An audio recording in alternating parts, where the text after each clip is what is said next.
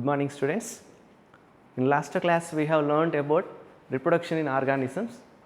In today's class we are going to learn about, that is the second chapter in plus 2, sexual reproduction in flowering plants.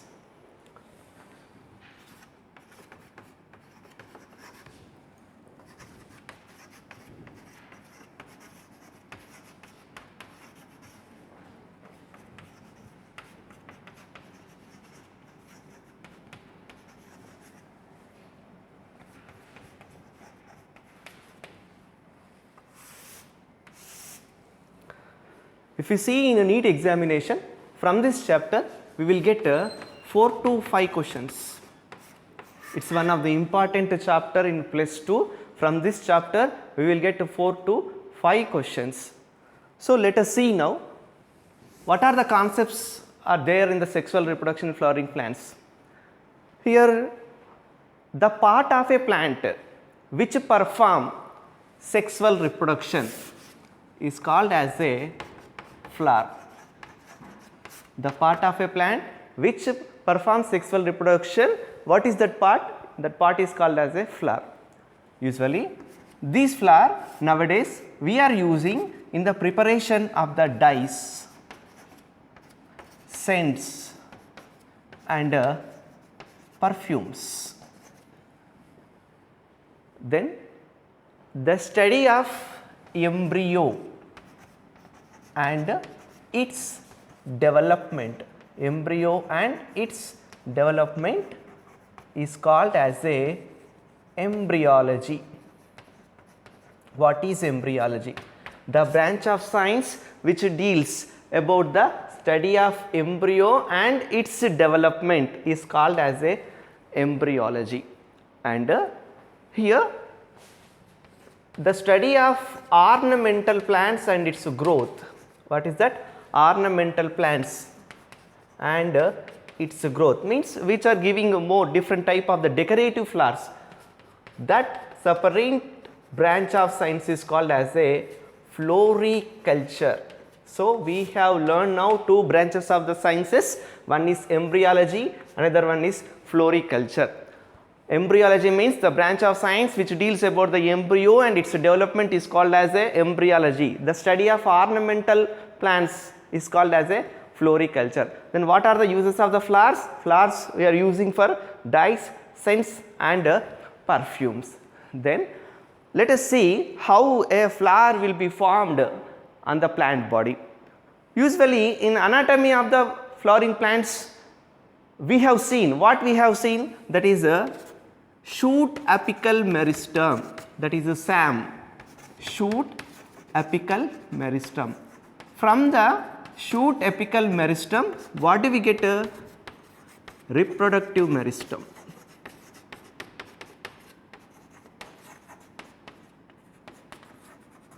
From the reproductive meristem, inflorescence axis.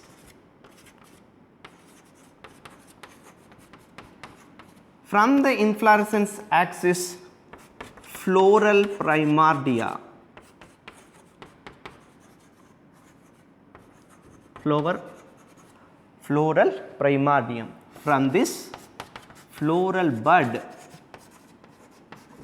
from this we will get a flower. So this is the evolution of the flower on the plant body. So what is that? Shoot apical meristem, that is a SAM. What we are calling shoot apical meristem, that is called as a SAM.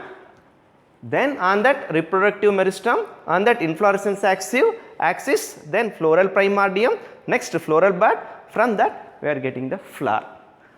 So this is the evolution of the flower. Now we have seen the uses and how the flower is forming on the plant body.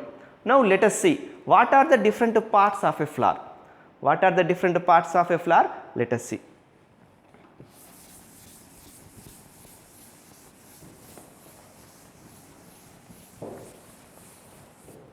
Yes.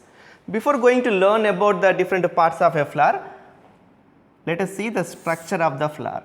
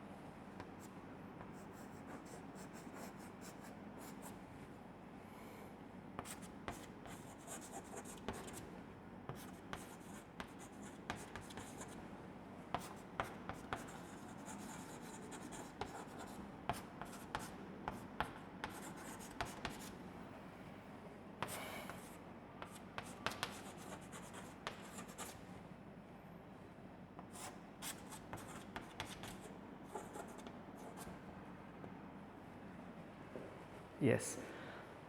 In the flower, there are 4 whorls are present. In the flower, how many whorls are present? There are 4 whorls are present. Whorls are nothing but whorl, another name is row. There are 4 rows are present. The first and foremost, outermost whorl, the first whorl of a flower. What is that? The first whorl of flower, or else the first row of flower, when we see, it is called as a calyx, or else it is also called as a sepal. Next, the second whorl of a flower. Next one is the second whorl of a flower, when we see, that is called as a corolla. It is also called as a petal. Then the third whorl of a flower, it is called as a stamen, or else it is also called as androecium. It is a male reproductive part of a flower. Next, the fourth whorl of a flower, the fourth row, the fourth whorl of a flower, we are calling as a pistil. Okay, it is a female reproductive part of a flower. It is a gynoecium. So, how many whorls are present total? There are 4 whorls are present. See, let us see here. First whorl is a outermost layer or outermost row. Then the fourth whorl is a innermost. So, let us see the whorl wise now. This is the first whorl of a flower. This part calyx, this is the calyx, sepal, first whorl of a flower. Okay, then it protects the remaining parts. Next, so now this is the outer part. Just see here, we are cutting the calyx here. As we cut, what you are getting next, immediately you are getting the corolla. What you are getting immediately, you are getting the corolla. This is the corolla. Corolla is also called as petal. It is the second whorl of a flower. What is the use of the petal? This petal possess different colors. It exhibits different colors. Due to exhibition of different colors, then it attracts insects. Then what happens? Pollination takes place. Insect pollination, entomophilous pollination taken place due to having different colors to the petals. What is another name of the petal? Corolla. Then third one is stamen. So now this is the first whorl, that is the calyx. Just if you cut off, then what you got? Second whorl, that is a petal. Next, just you remove this petal also. Then what did you get? From here you are getting a stamen, that is a third whorl, stamen. Okay. It is a male reproductive part, or it is also called as a androecium. So now this is the first, this is the second, and this is the third. So first, second, this is the third. Now I am cutting this third whorl also. After cutting, what you are getting? Only one is left over, that is the fourth whorl. It is called as a pistil of ovary or pistil or gynoecium. It is a female reproductive part of a flower. Okay. So like that, if you see, outermost layer is a calyx, then innermost layer is a gynoecium. So outermost layer calyx and innermost layer is a gynoecium. These 4 parts, when we see here, out of the 4 parts, these 2, what are those? First and second, calyx and corolla, these are non-fertile floral parts. Non-fertile floral parts, and these are also called as a accessory parts, okay, or else non-essential parts of flower. First and second whorl of a flower we are calling as a accessory part, or else non-essential or non-fertile part, whereas third and fourth I am writing here, third and fourth whorl of a flower we are calling as a essential floral parts. are fertile parts.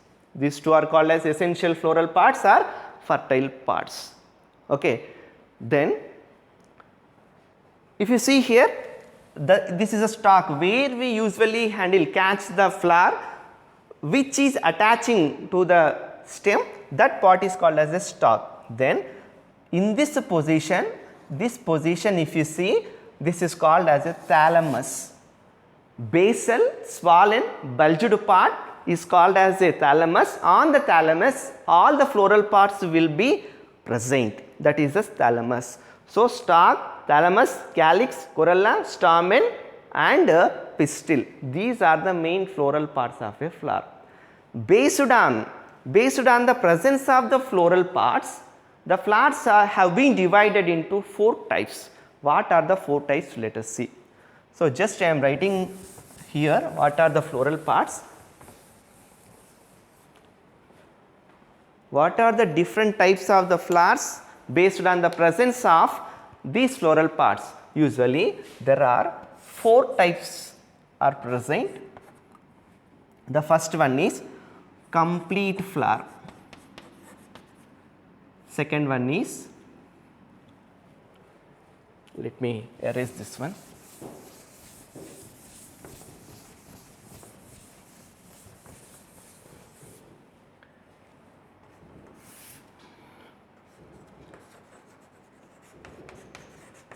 Complete flower.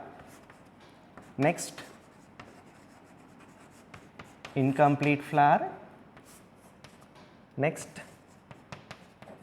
bisexual flower. Next, unisexual flower. See, when we see the differences between the complete, incomplete, bisexual and unisexual flower. Complete flower means all rows, all whorls or else all parts of flower present. Incomplete means any one missed, any one of the whole will be absent. Bisexual flower means male and female parts both are present. Then unisexual flower, either male or female present. Only one is present, either male or female, any one only present, that is a unisexual. See, complete flower and bisexual flower, if you see here, both will be same examples we can write. Ipomea, that is a sweet potato, datura, hibiscus, in those flowers when you see, you can see all the 4 whorls, both means male and female reproductive part you can able to see. Just now I have drawn a diagram, this is a flower diagram that is related to the datura diagram. Next, incomplete flower, any floral part is missed, that is called as incomplete. Unisexual, either male or female. Most of the plants, if you see like that vegetables, like that bitter gourd, bottle gourd, such type of the plants comes under the incomplete or unisexual flower. So now these are the different type of the flowers based on the presence of the floral parts. Now let us see about third whorl of a flower. Why? Because sepals protects and petals involves in the insect pollination. So third one. Now let us see about the third whorl of a flower, that is the androecium. What is that? Androecium or stamen. Yes, stamen. The structure of the stamen, when you see, this is the structure of the stamen, when you see, it will be like that. Then yes. So what do we call? The beaded portion is called as an anther. Then a long filament or slender narrow structure is called as a filament. Then between filament and anther there is a connective. What will be present? Connective is present. Okay. This is the structure of the stamen. Then anther. Here when you see the anther, a groove, a long groove starts from the anterior to posterior. Okay, this is called as a groove. Okay, due to the formation of the groove, here in the anther we can able to see two chambers or two lobes. This is one lobe or this is one chamber, this is another lobe. Okay, then how many lobes are present now? Two lobes are present, so that it is called as a bilobed anther. How many lobes are present? Two lobes, so that it is called as bilobed anther. When we see the transverse section of the anther, transverse means in this way we have to cut. Longitudinal means we are cutting in this manner, but we are cutting in this manner now. It is a transverse section. When we observe the transverse section of the anther,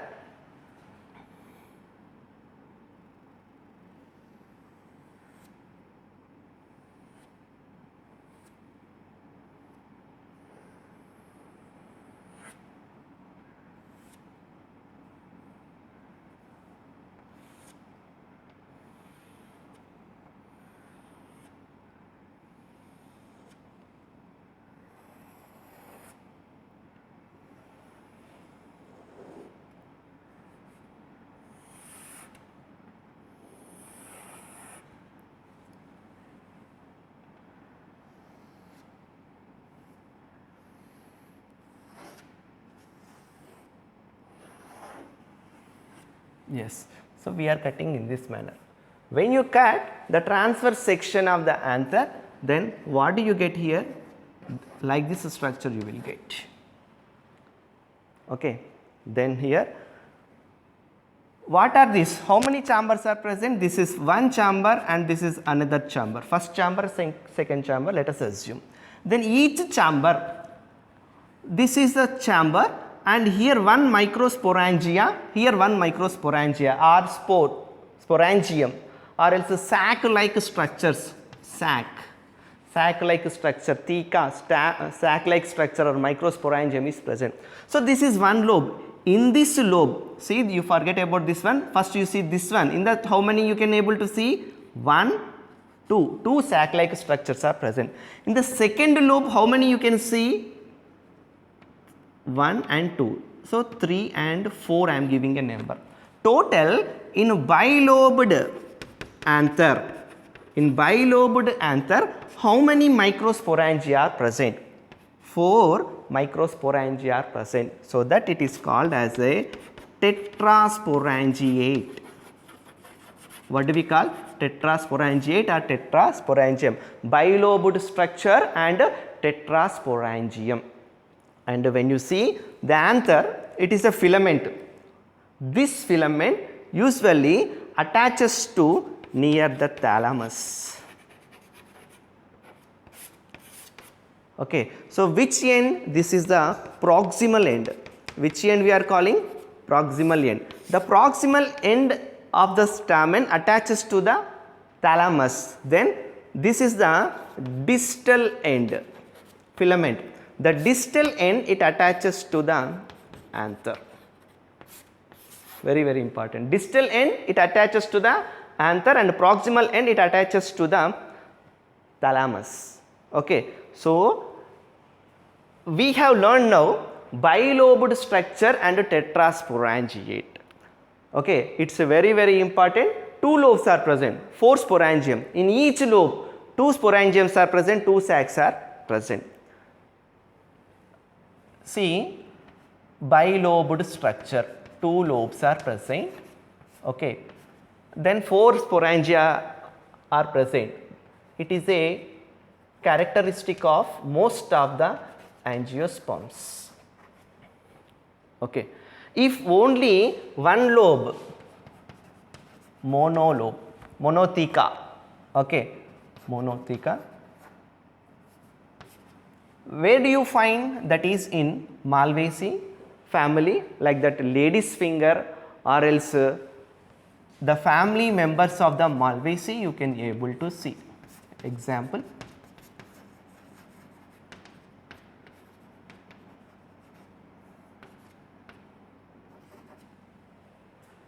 Next, only one lobe only present.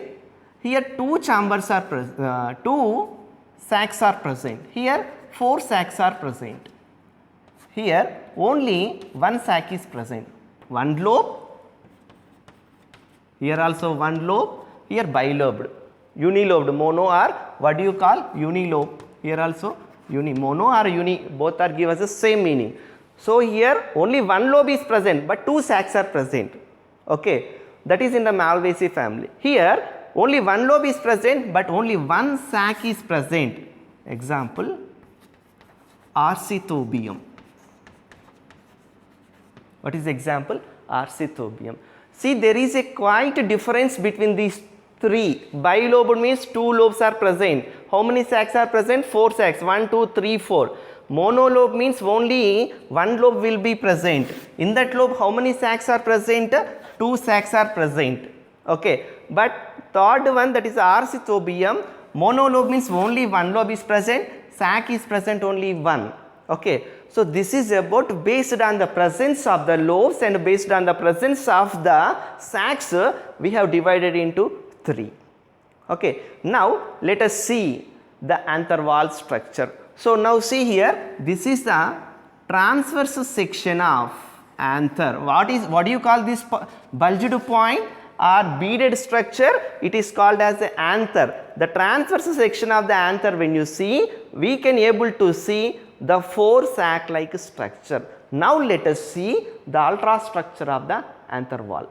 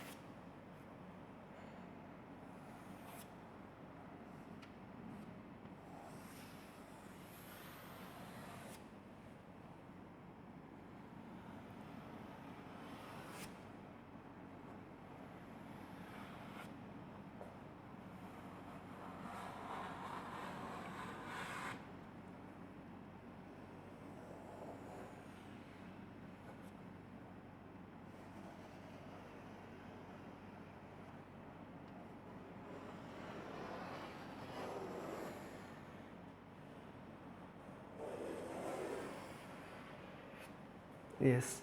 See, this is a bilobed structure of the anther.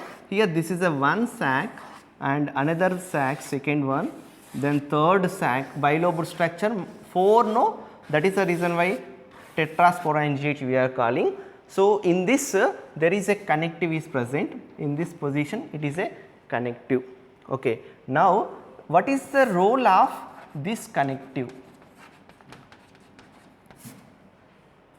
Connective, here vascular strands are present. What are present? Vascular strands are present. These vascular strands in the xylem and phloem are present. Due to the presence of xylem and phloem, water and food will be conducted to the developing microsporangium or microspore. Then after, what do you call? This is a microsporangium. This is a microsporangium. Okay. How many are present? 1, 2, 3, 4 are present. So this is the ultrastructure of the anther wall. Then a anther wall consisting of, see now, a anther wall consisting of, there are 4 parts are present. How many parts are present? 4 parts are present. First one is epidermis. First one is epidermis. Epidermis, it is a thin layer and it is a only one layer, so that it is I am writing as a single layer. It is a living tissue. What is the main role of the epidermis? Protection. It is a protective layer. It is a protective layer. Now, what I am doing here, the anther wall, where will be the anther wall? This total is the anther wall. This is the epidermis. This is the epidermis. The ultrastructure of the anther wall, now I am drawing just to see.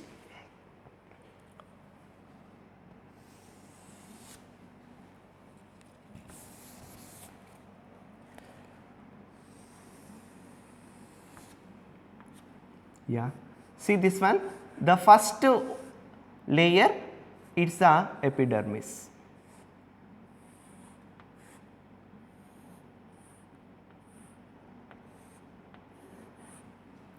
This is the epidermis. See, just this part, if you see, you can able to understand. In the anther wall, there are 4 parts are present. Among them, first one is epidermis. Now I am writing first one epidermis, second one endothecium. Second one, what is that? Endothecium. Third one middle layer. Fourth one tapetum. So these are the 4 layers which are present in the anther wall. So one by one I am explaining. What is the first layer? That is the epidermis. So epidermis is a thin layer and single layer, living tissue and protective layer. Now just I have drawn here epidermis. This quadrant part 1, 2, 3, 4 are there, no? Just this part I am drawing. Next one is endothecium. So what is the next one? Endothecium. Endothecium, it is a second layer. Which layer? It is a second layer. Here cells are somewhat elongated structure, radially elongated, and alpha cellulose thickenings are present.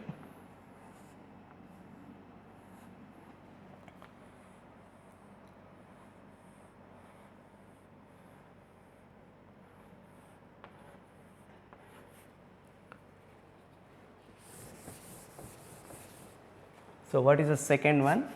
That is the endothecium. Endothecium. It is present between, where it is present? Between epidermis and what is the next one? Middle layer. Then here radially elongated cells are present. Radially elongated cells are present. These are made up of alpha cellulose. These are thick in nature. Okay. Then these are dead cells. These are dead cells. Some areas, do remember this is very, very important. Some areas it lost its thickenings.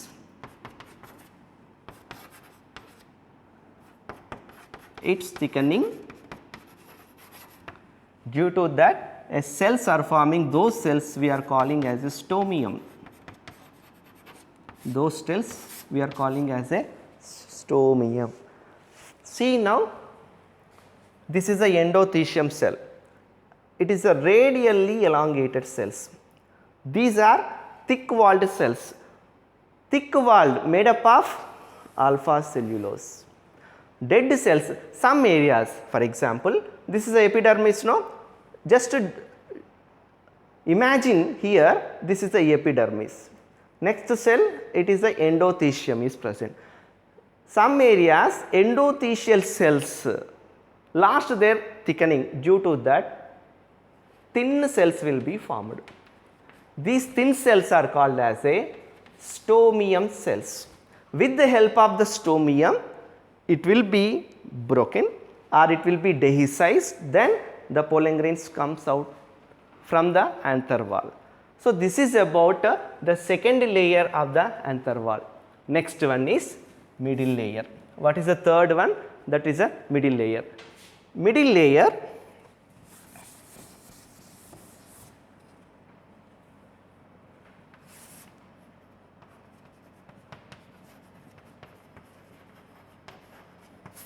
how many layers are present here?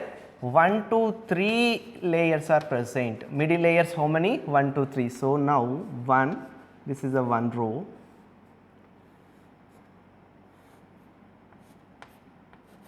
Then this is the second row. There are 3 layers are present, no middle layer. So that I am just denoting here 3, 1, 2, and next one is third layer. This is the third layer. Then middle layer, these cells digest earlier. So that is the reason why these cells also called as a epimeral cells. These cells are called as a epimeral cells. Okay. They provide food material to the tapetum. Okay. During the time of the development of the microsporangium, they provide food material. But these are epimeral cells, earlier stage only they will be digested. Now what we have completed? It is the epidermis. Second row is the endothecium. Third layer is the middle layer. Now what is the fourth layer? The fourth layer I am writing here, that is tapetum. It is the fourth one. Here tapetum, dense cytoplasm. The content of the cytoplasm will be high. Then multinucleate condition, polyploidy. Polyploidy we can able to see. Next, it provide nutrition for the developing pollen grain. Okay, this is very very important. It provides the nutrition for developing embryo. Even polyploidy, multinucleate also very very important. Now I am drawing here tapetal cells.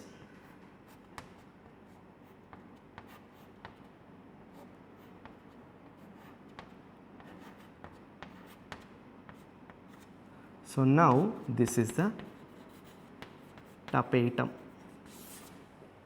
Now you got a clarity. What is that? Just now only I have drawn the structure of the anther wall. When we see the structure of the anther wall,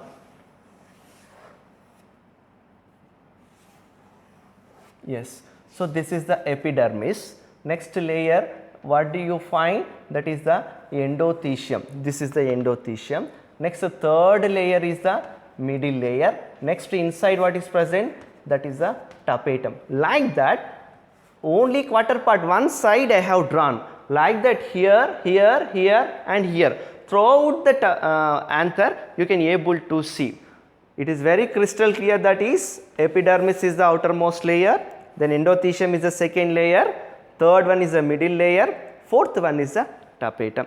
Tapetum, the functions are very very important. Out of these 4 layers of the anther wall, which one involves in the dehiscence of the anther wall? That is the endothecium. What is that? Endothecium. Okay, rupturing, breaking, dehiscence of the anther. Which part will be involved? Endothecium. In endothecium, which cells lost their thickenings? Those are called as a stomium. This is also very very important. Okay. Then which provides the nourishment for the developing embryo? Tapetum. Polyploidy, multinucleate or binucleate conditions, where do you see in a tapetum? Okay. Which protects the anther wall? That is the epidermis. Okay. These all are some of the characteristics of the anther wall. Okay. Now let us see the next concept.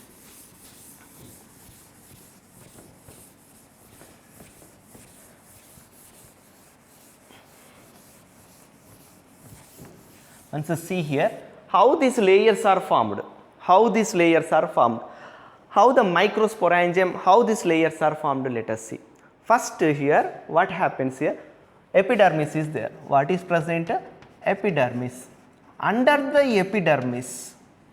epidermis some hypodermal cells are present. These cells are called as a archisporial cells. What cells we are calling? Archisporial cells. These archisporial cells divides, this archisporial cells divides and form two layers. One is outer layer, another one is inner layer. This outer layer is called as a primary parietal cells. This inner layer, primary sporogenous tissue, it forms sporogenous tissue or sporogenous cells. From the primary parietal cells, we are getting three layers. What are those? Endothecium. It is very, very important. Then middle layer, next one is tapetum. From the sporogenous cells, mass of sporangium or mass of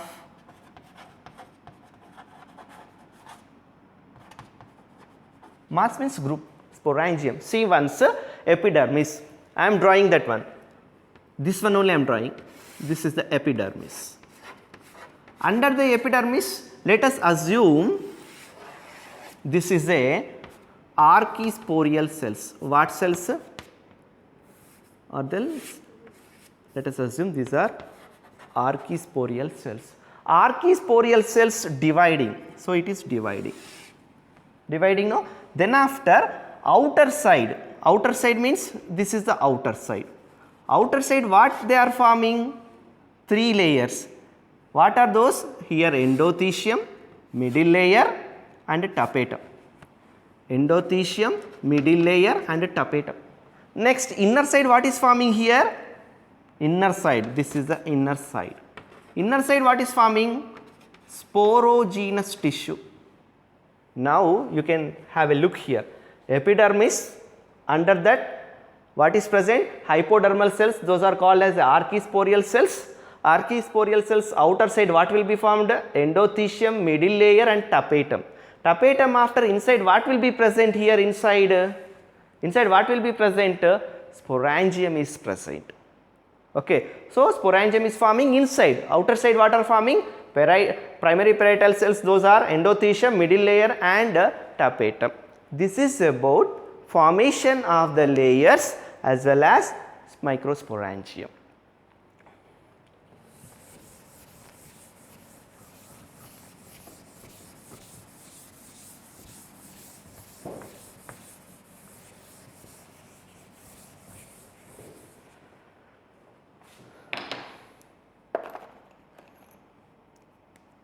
Next concept,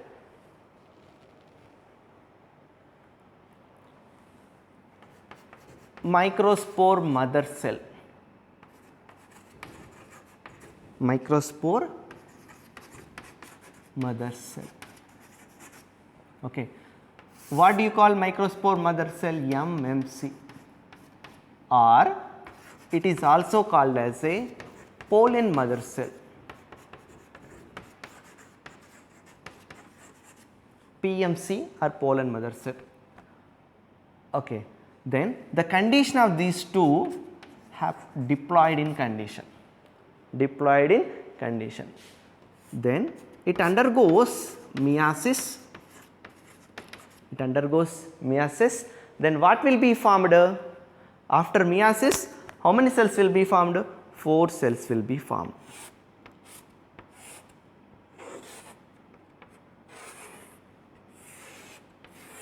Okay.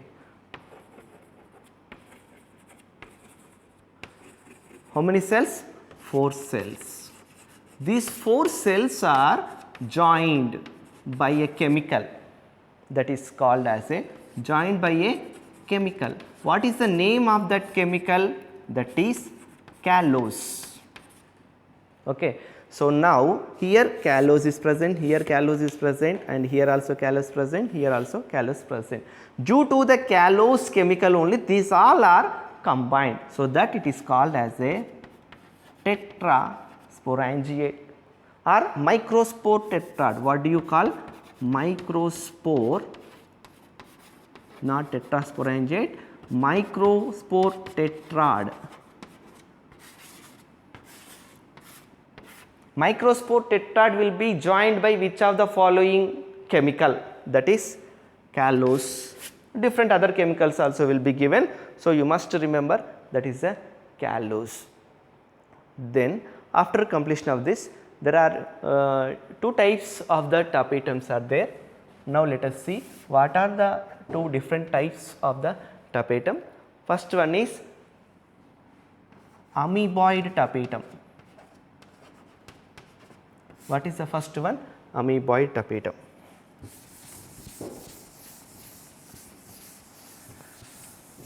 So, in the amoeboid tapetum, it is a glandular tapetum. Okay. Amoeboid tapetum, what happens here? Cell wall breaks. Cell wall breaks. Protoplast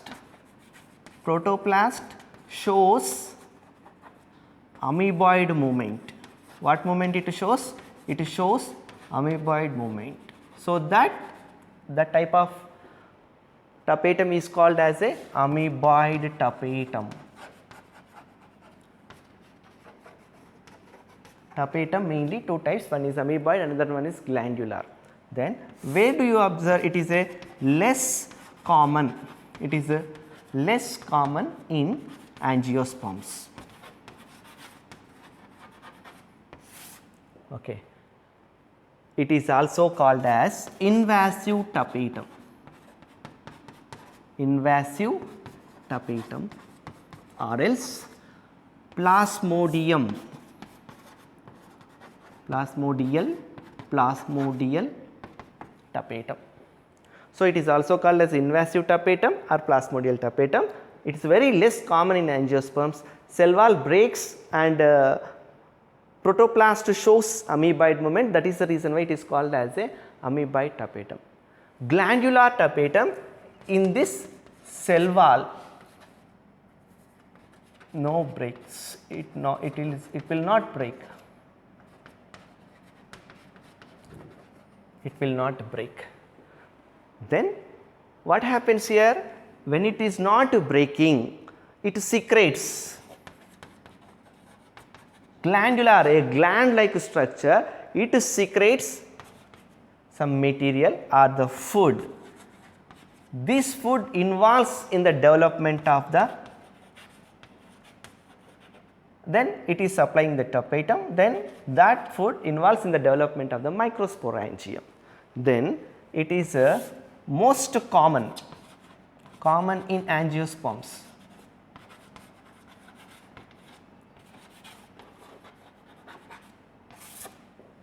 Okay. Glandular tapetum is also called as a parietal tapetum or secretory tapetum. Parietal tapetum or secretory tapetum. So, based on their function, tapetum has been divided into two types. Based on the formation, there are two types of the tapetum. One is amoeboid tapetum, another one is glandular tapetum. Amoeboid tapetum, cell wall breaks and cytoplast of the that shows amoeboid movement, so that it is called as a plasmodial tapetum or invasive tapetum or amoeboid tapetum. It is very less common in angiosperms. Glandular tapetum, it secretes the food material, cell wall will not be broken, and it is common in angiosperms, and it is also called as a parietal, secretory tapetum or glandular tapetum.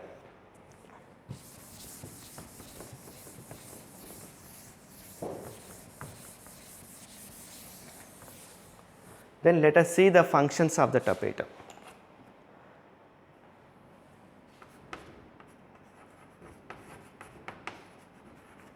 Functions of tapetum.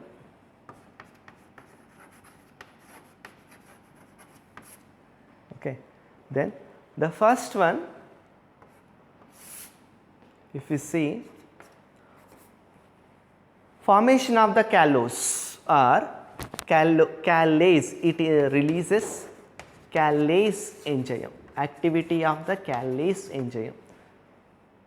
This is the first one. So, what happens? This is a microspore tetrad. We know that microspore tetrad, microspores 4 are present. Okay. These all are aggregated by the callose. Okay. What is present this here? Callose is present, but it will be digested by the Callase enzyme. Callase enzyme.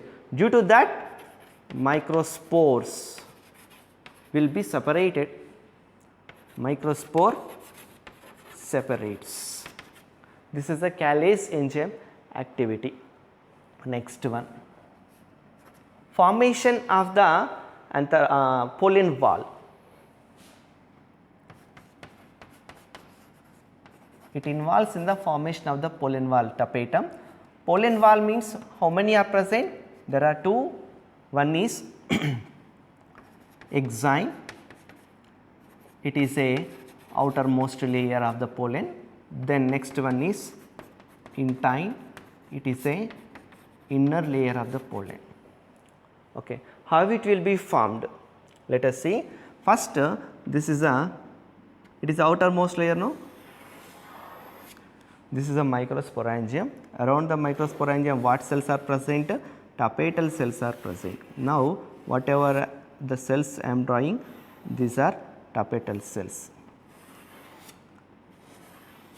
Okay. Yes.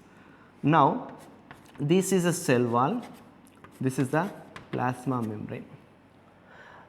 Then this is called as tapetal cell, tapetum. Now, inside the tapetum, dense cytoplasm multinucleate condition is present. There are some granules are present. Inside the tapetum, what are present? Some granules are present. These granules we are calling as a pro-Ubish granules. We are calling them as a pro-Ubish granules. These pro-Ubish granules from the plasma membrane, from here to here they come. As they are coming, it forms sporopollenin. So, these granules, as they move out of the plasma membrane, now we are calling as a Ubish granules. What we are calling? Ubish granules. These Ubish granules enter into the microsporangium. They enter into the microsporangium.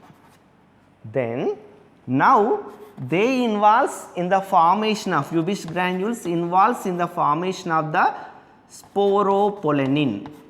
Okay, that is sporopollenin is a layer which is formed around the exine. Exine is made up of sporopollenin. So, exine or sporopollenin formation Ubish granules are involving. Where they are present? First in the tapetum, then after they are entering into the microsporangium. Now, let us see what is the sporopollenin. If you see the sporopollenin, very important, many times in examination also it is given. What is sporopollenin? Sporopollenin, no enzyme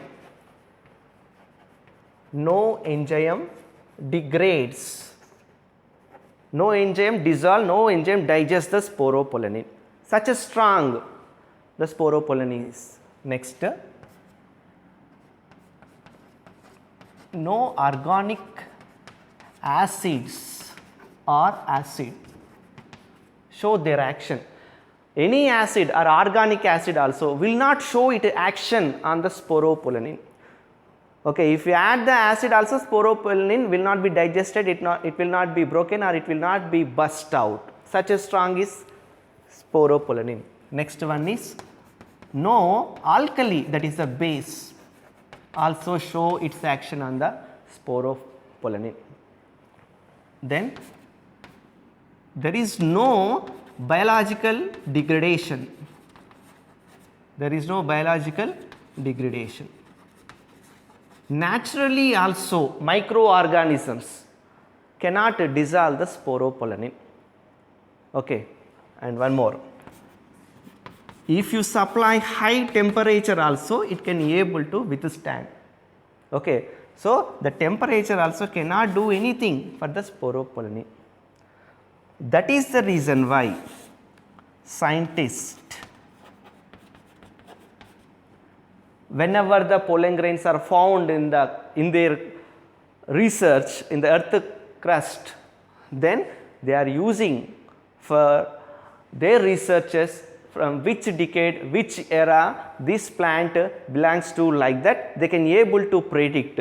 So, it is possible due to the presence of the sporopollenin around the pollen grain. So, scientists are using it can be preserved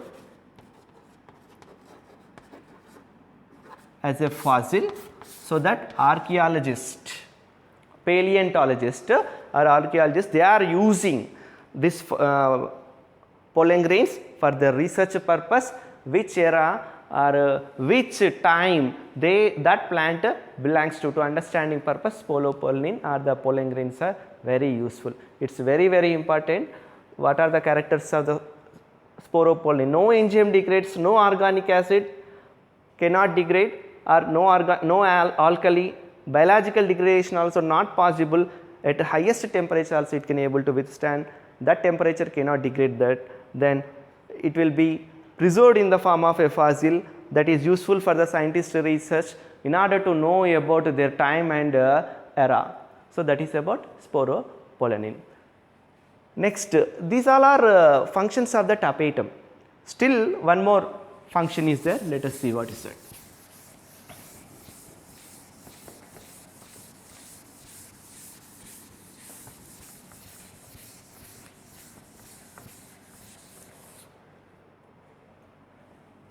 Pollen kit. What is the next function? That formation of the pollen kit. In the pollen kit is a oily or sticky in nature. It is a oily and sticky in nature. Then here what are present? Lipids and carotenoids. In the pollen kit what are present? Lipids and carotenoids.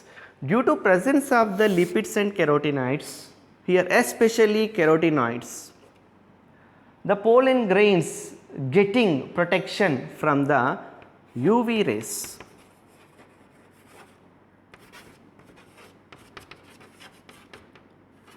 Protection from the UV rays. Carotenoids protects the pollen grain from the UV rays. That process is called as a shield effect. What is that process? That is called as a shield effect. You know very well, during the summer as we go outside, whenever the sun rays fall on the skin, immediately it leads to some allergic conditions. We cannot bear that high temperature. That is the reason why when you consult the dermatologist or the doctor, he suggests that sunscreen lotions. Sunscreen lotions.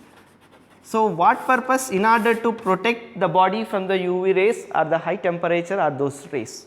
These sunscreen lotions, in that preparation carotenoids are using. Why carotenoids are using? Because they protect us from the UV rays, shield effect. Next, here lipids are present or carotenoids are present. Due to that what happens? Insects, due to the yellow in color, these are in yellow in color, then what happens?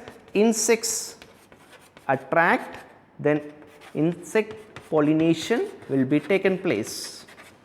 Okay. This is called as a entomophilous pollination. What is that? Entomophilous pollination. So, now tapetum functions, if you see that formation of the pollen kit, in the pollen kit what will be present? Pollen kit is oily and sticky, yellow in color, and lipid and carotenoids are present. Due to presence of the carotenoids, it protects the pollen grain from the shield effect, and also here UV rays. Shield effect is nothing but it protects from the UV rays. Usually we use the sunscreen lotion, in that carotenoids are present, they are protecting from the UV rays to our body. Next, yellow in color, insect involves in the insect pollination. Then one more function, that is due to presence of the protein. There are two functions are present. The protein, pollen grain outer side, the proteins are present. These proteins also causes, due to presence of the protein, it causes asthma or skin diseases. or respiratory problems. Around the pollen grain some proteinaceous contents or substance are present that causes asthma, skin disease and respiratory problems. But whereas compatibility, this term is very important. In the next concepts also we are going to learn this one. Compatibility. Compatibility means stigma acceptance or accepts. Okay, for example, this is the stigma. Okay, what is this? This is stigma.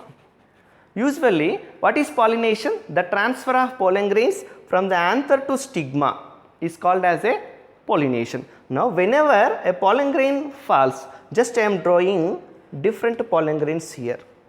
There are 4 pollen grains are there, but only this pollen grain is germinated, remaining 3 is not germinated.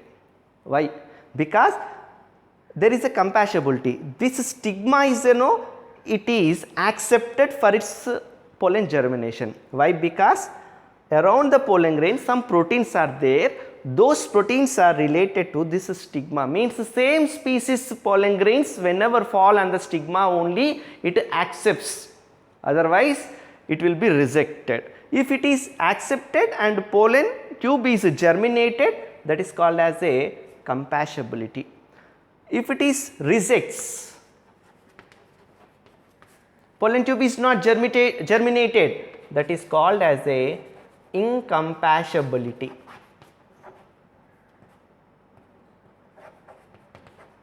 Incompatibility. So, how it is happening? Around the pollen grain there is a protein is present. That protein involves in the identification of the stigma. Stigma also accepts that one, remaining all not germinated. So, incompatibility is shown. So, compatibility and incompatibility, for that also protein is involving. That protein formed from tapetum. Okay, and here there are different under the protein only I am discussing. For example,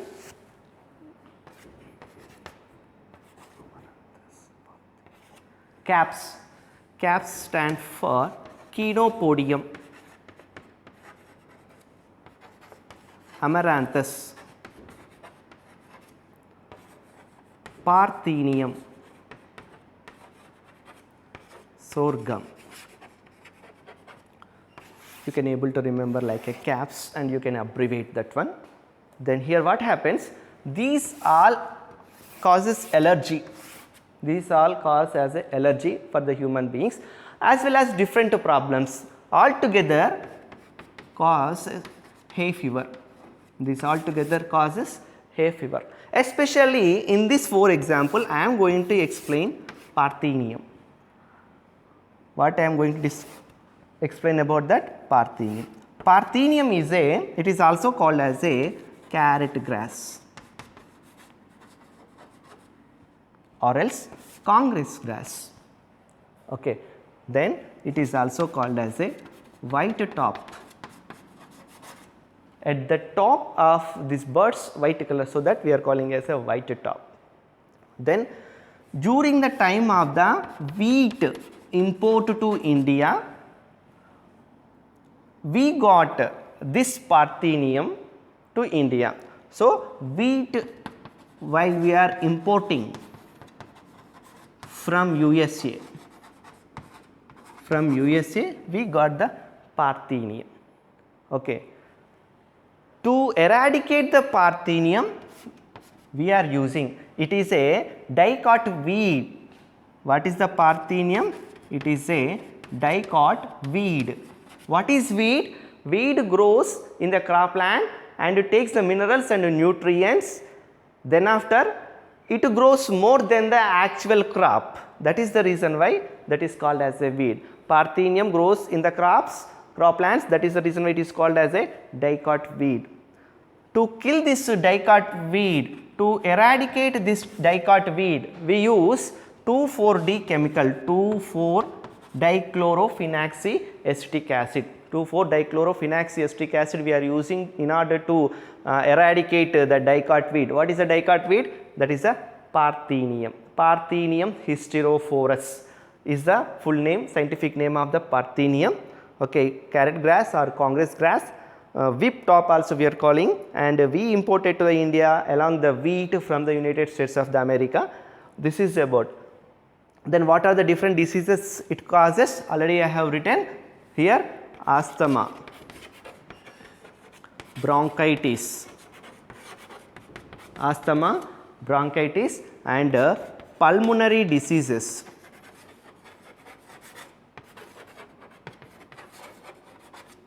Skin diseases. Okay, these diseases will be obtained due to the pollen grains of different plants. Okay, these are the functions of the tapetum.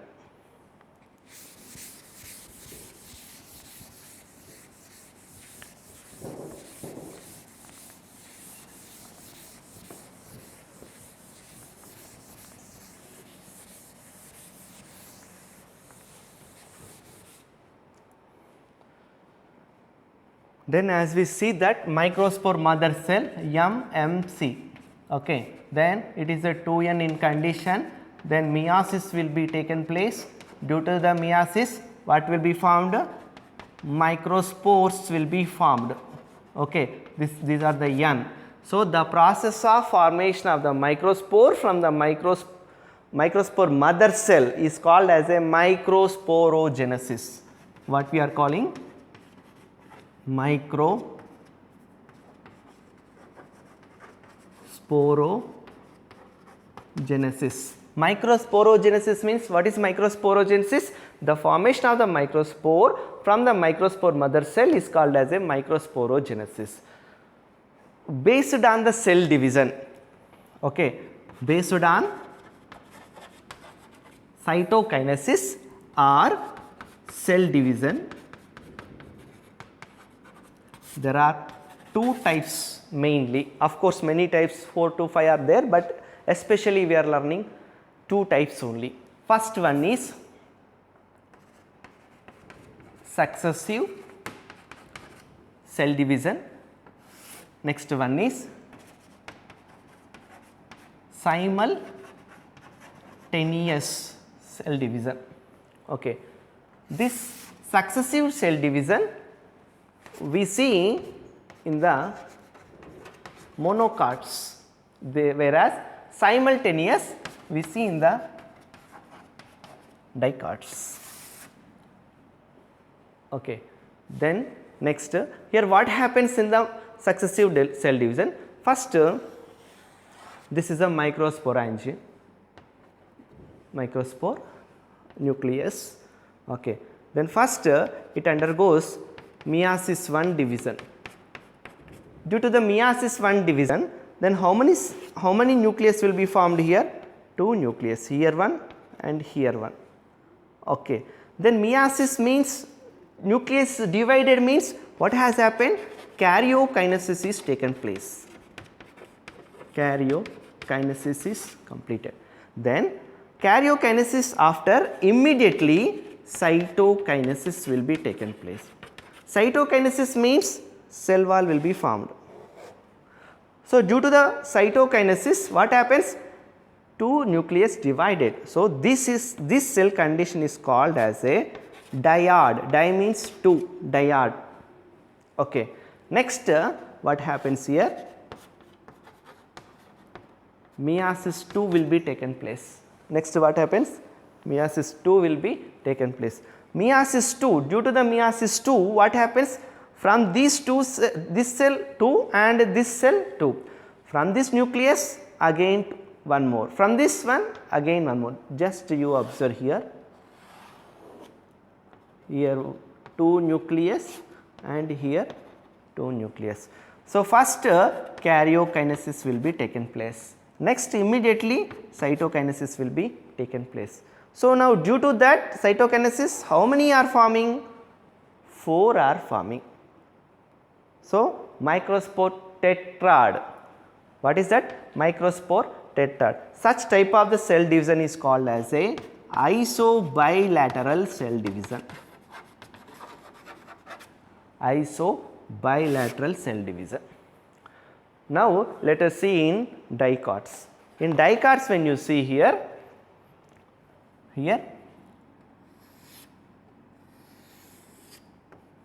and nucleus is there. Next meiosis 1. Meiosis 1, after how many nucleus will be formed? 2 will be formed. So now here 2 are formed, but here karyokinesis is present, but cytokinesis is immediate cytokinesis is absent. Very important. Here immediate cytokinesis is present, but immediate cytokinesis is absent. Then after what happens? Here one more, that is meiosis 2 cell division will be taken place. Due to that, from here to now 1, 2,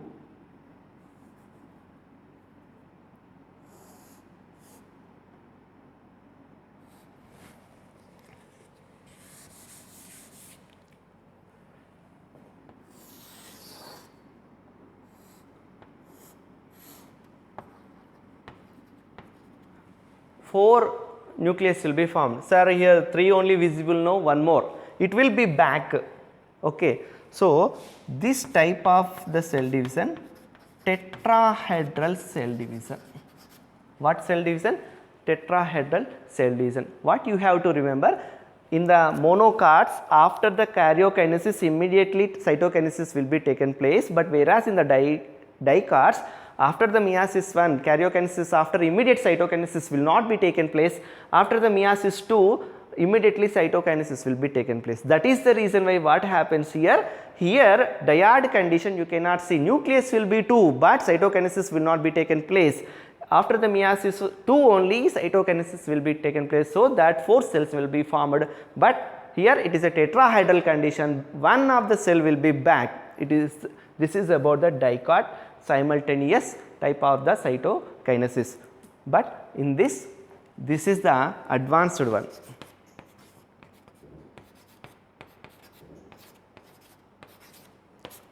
Which one is advanced? Successive one is the advanced, simultaneous is the primitive. Okay. But if you see, so how many now? One is isobilateral, next one is tetrahedral, linear,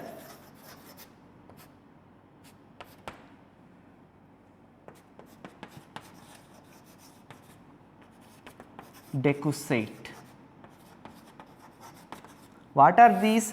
These are 5 types, different types of the cytokinesis. Among them we know isobilateral and tetrahedral. Isobilateral means how it will be present? This is the isobilateral. Tetrahedral means already we have seen just now only. This is the tetrahedral. Then linear means 1, 2, 3, 4. There should be a tetra, means microspore tetrad, so that 4 will be present. T shape, T shape means 1, 2, 3, 4. Okay. Next decussate.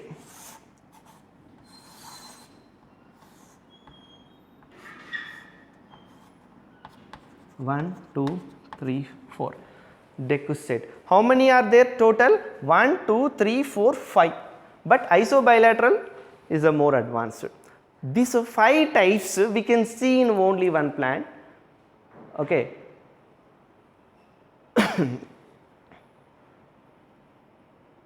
Yes, among them this is the advanced one. Yes.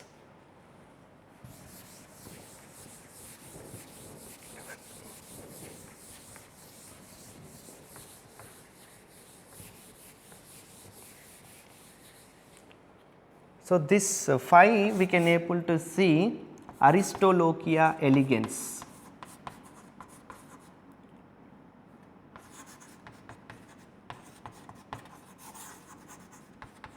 Where we can able to see in Aristolochia elegans, these all 5 types we can able to see. In my next class, I am going to explain about the pollen grain. Okay, that will be seen in my next class.